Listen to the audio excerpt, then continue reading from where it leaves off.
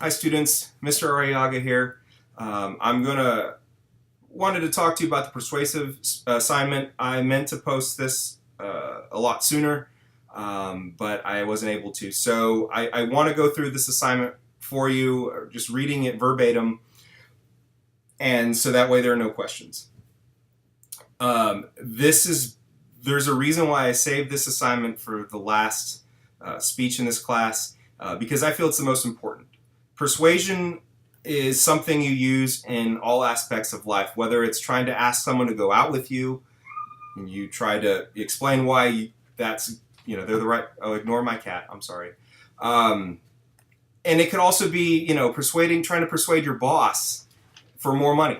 So persuasion is not just talking in front of a group of people. You do this a lot in your life. You may not even realize it. So I want to go over the assignment with you. You can't really see this, but I'm reading the assignment verbatim. I want to go over everything with you so there are no questions.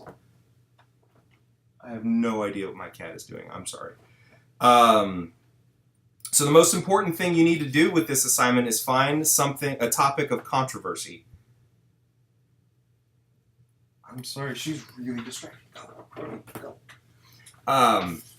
So controversy is defined in chapter 15. It means that on either side of your topic, there is going to be either someone's going to strongly agree with you or strongly disagree with you. Okay, it can't be something like Apple is better than Microsoft. Most people don't care. I mean, yes, people prefer one over the other, but that's not controversial.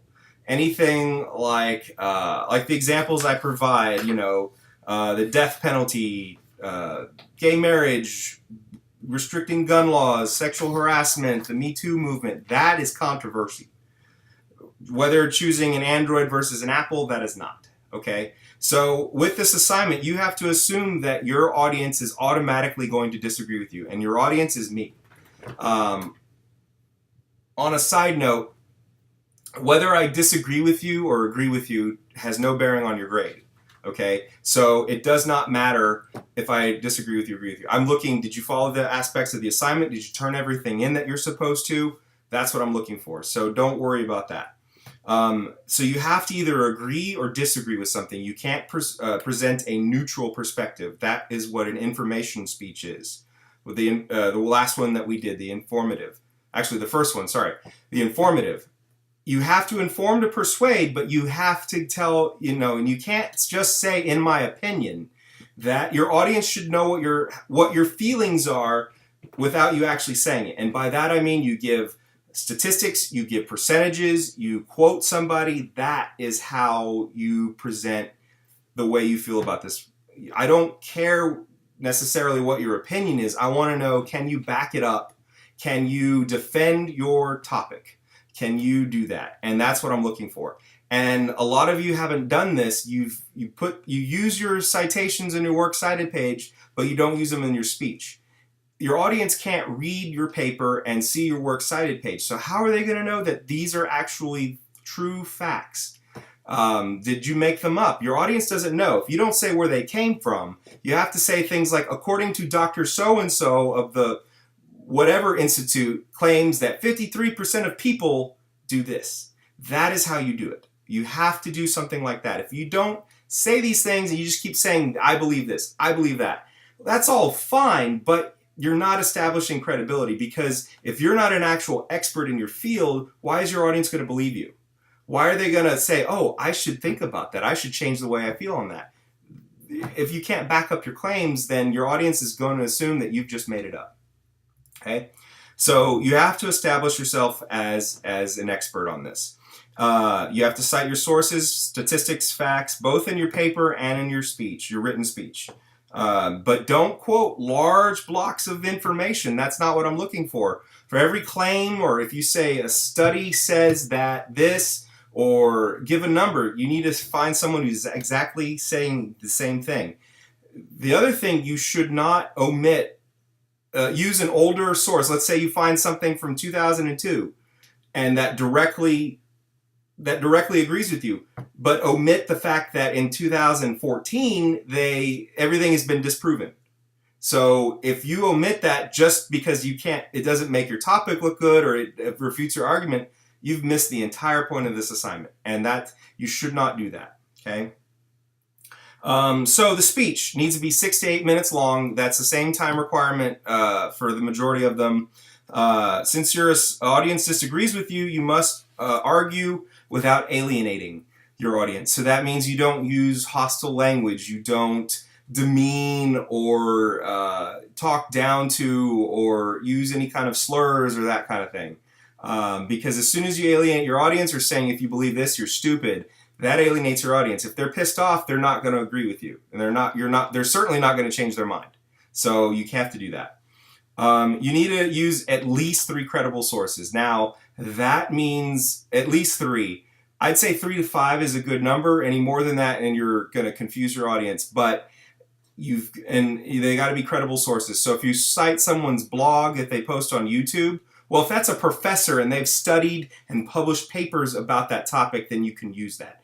If it's somebody who's just sitting in front of their computer recording rants on YouTube, that is not a credible source, unless they've actually published something and their work in the field that in that same field. So you've got to look for that. The other thing, if you take a religious approach to your topic, which is fine, I don't mind that at all. But you need to know in academics, the Bible is not considered an academic source. So what I mean by that is, yes, you can reference the Bible. You can say, according in John 3:16, this. But the Bible, since there's so many versions of it, and you can't in an academic way say this person wrote this book. And this is not just my opinion. This is in academics. I've had to follow these rules too when I was in college and grad school. So you can reference the Bible, but it can't be one of your credible sources. You can find someone who is a theologian or someone who has studied and has published an article about that field. That's fine, but you can't just say according to the Bible and put in your works cited page the Bible. Well, there's a lot of different versions of that. I'm Catholic. I have a St. Joseph's Bible. Well, there's also the St. James. There's also these other versions of it. So, and this is, like I said, this is something that you'll find in academics. So you can use a religious aspect to it, but you cannot just blindly quote the Bible. You're required to provide your speech written in paragraph form in MLA format. If you don't know what MLA format by now, you need to go to the helpful informations folder. And I have how to write a citation, a link to how to, can't talk. I have a link to how to format your sources in your works cited page in MLA format. And then I have another reference on how to cite your sources in your paper. It's called in-text citation. All of that's there. So you need to make use of that. So whether it's MLA or APA, you need to at least use one of those. And also, a paragraph should be one idea or thought. And then when you go to change this topic and go to something else, it needs to be a separate paragraph. Some of y'all have turned in papers that are just one long run-on paragraph. And it's really hard for me to read, and that's not how you do it. So in MLA format, it just needs to be 12-point font, something that's normal, Arial, Times New Roman, something like that, and double space. So know that. Also know that I know all the tricks to make your paper look longer than it really is. Trust me, I spent 6 years in college, a combination of both my degrees. I've tried it. It's never worked. I know what to look for. So just know that. Your sources need to be in a works cited page and on your outline. Remember, in the example I provide, it's both. Your outline needs to be the first thing that you work on. It basically prepares you on how to organize your speech. Okay, I'm going to talk about this, then I'm going to talk about that. It organizes everything you're going to talk about, and you put all your references together. It should be the first thing before you write your paper. Now, I've seen where students will copy what they're writing in their paper and paste it in their outline. That's not what this is. This needs to be the first thing that you do. And a couple bullet points on a paper is not doing it. So it needs to be at least 2 pages, 3 pages tops. It should be bullet points. It should not be long sentences and paragraphs. And that's what you need to use to present your speech. You should know your topic. It does not have to be memorized, but you should at least know exactly what to talk about. And you say, okay, topic 1, bullet point, supporting evidence, that kind of thing, and then move on to your next topic. I don't want to see you reading your speech, or I could tell if you're reading your computer across the room. That's not what I'm looking for. I'm not looking for a memorized speech, but I don't want you to read it. And if you read your speech, you're going to find out, 1, you're going to talk faster than you realize, so you're not going to meet the time requirement. That's a given. And inevitably, you're going to lose your place when you read it, your assignment. I guarantee you, it's happened to me. You will lose your place. And then you're just like, okay, where am I? Oh, crap. Oh, you should know your topic. That's why I don't tell you what topic to do. You should, I want you to it's something you're interested in, and you should be able to talk about without constantly reading or referring to your notes. Cite your sources. I've already talked about that. Read and understand the principles in chapter 15. That's why I assigned chapter 15 with this, because it's on persuasion. Something you need to know about introductions and conclusions. When you post a video, I don't want you to fall into the trap. YouTube is really made this an issue for this class. I don't want you to thank me for coming to your channel or watching your video. I should already know who you are, so I don't need you to say, hi, my name's Travis. Today I'm going to talk to you about, or hey guys, thanks for coming to my channel. That's not what this is. I need a proper introduction. Remember, at the introduction, you're talking about why you're outlining your speech, what you're going to tell your audience, why they should listen to you, and there needs to be some way of getting their attention, a statistic, a fact, a story, something like that. You can't just be, today I'm going to talk to you about, that is not an introduction. Same thing with your conclusion. Your conclusion needs to summarize everything that you just talked about and remind them, your audience, what they just heard, and then for this assignment, a call to action. I hope you will agree with me that this needs to change. I feel, I've outlined the reasons why I feel this. That is what you need to do. You can't just say, oh, well, I'm done, or just simply click the button and stop your video. That is not a proper conclusion. The best way to think about it is if your speech is a sandwich. So your introduction is the top piece of bread, then you've got all your meat and vegetables in the middle, and then your conclusion is the bottom piece of bread. If you can't complete the sandwich, your speech, then you haven't done it right. And if you want a sandwich, that's what you have to do. So maybe that's a way of thinking of it. I've used that reference for a while, and it seems to work. But you need to think of your speech like a sandwich. Let's see what else. Okay, so when you're recording a video, you need to find a way to make sure that it doesn't move. Right now, I'm sitting here at my desk at my house with my computer on the desk. You need to find a way to prop up your phone, your tablet, your computer, whatever, so that it doesn't move, because that is very distracting. I should not get motion sickness from watching your video. Now, I don't require you have special equipment or microphones or a special camera or any of that. That's not what this is, but find a way to prop up your phone, lean it against something so it doesn't move. I've had students in the past where you could tell the person has their phone, like if they're laying in a recliner and they're sitting and holding it. Well, the phone's going up and down because the person's breathing. And so you just see this whole thing. I've had students find a way that they do their other speeches in their bathroom. I've had a student sit in his closet. It's because they couldn't find a quiet place elsewhere. I don't care. As long as you get your point across and doing so in a way that doesn't distract. So prop up your phone. I know this case doesn't have it, but I have a phone case with a kickstand, so I can just set it on something and it'll stay placed. Put it against a book. Be creative. I don't care about professional quality here, but I need to be able to hear you clearly, and I don't want the camera shaking. I wouldn't do your video outside either. Okay. Let's see what else. Okay, so the other thing I hate. Remember, we talked about signposts. That was in the textbook. You need to be able to some verbal or nonverbal cue to your audience that you've moved on to the next subject or you've concluded. I don't want to hear things like, I hope you enjoyed my video. That is not a conclusion. Okay, so what I need from you on this speech needs to be a 5-page paper. Now, when I say 5 pages, that means 5 full pages, not 4 pages and 3 lines on the 5th. That doesn't count. Also, your works cited page does not count as a part of the page requirement. I don't care if your works cited page is attached to your paper or if it's a separate document. I don't care. Find a way. Either way is fine with me. but just know that it doesn't count. This is not just my class. This is how it works in academics. Okay, your outline, the example I provided from chapter 12.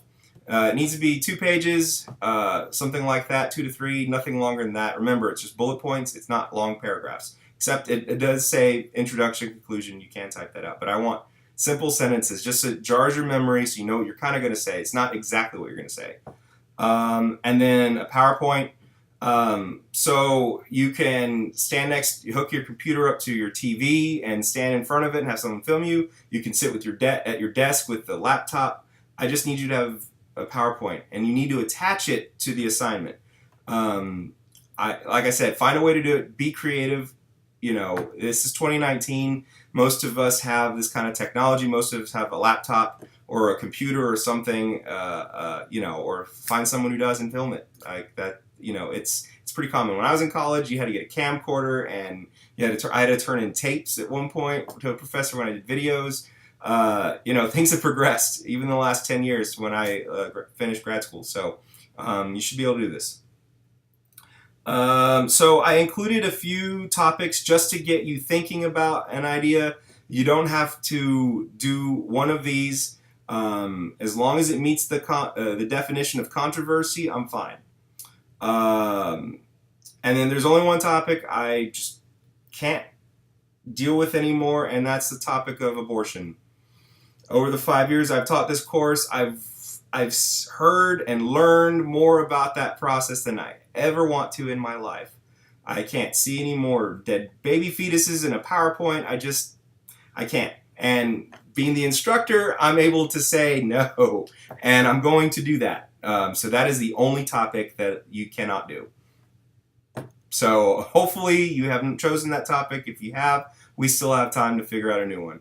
But I just cannot. And I hope that you don't turn one in, because I don't know what all you're going to do, how I'm going to handle that. But just please don't. But just make sure you follow the instructions. Some of you really need a good grade on this. I've nothing but consistent when it comes to these assignments. Like, it's 2 pages long. Ask me questions. I encourage it. You're not bothering me. If it's late at night, like after 10 o'clock, you're probably not going to get a response that evening, because I do have a life. I do go to bed, that kind of thing. But I will respond. Now, I won't tell you yes or no when you're asking me a topic. I have some questions that I'll ask you just to get thinking.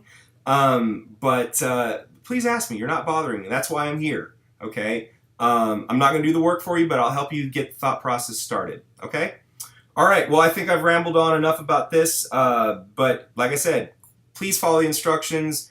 We only have a couple weeks left. There's only a handful of assignments left. I don't give extra credit. I don't allow extra assignments.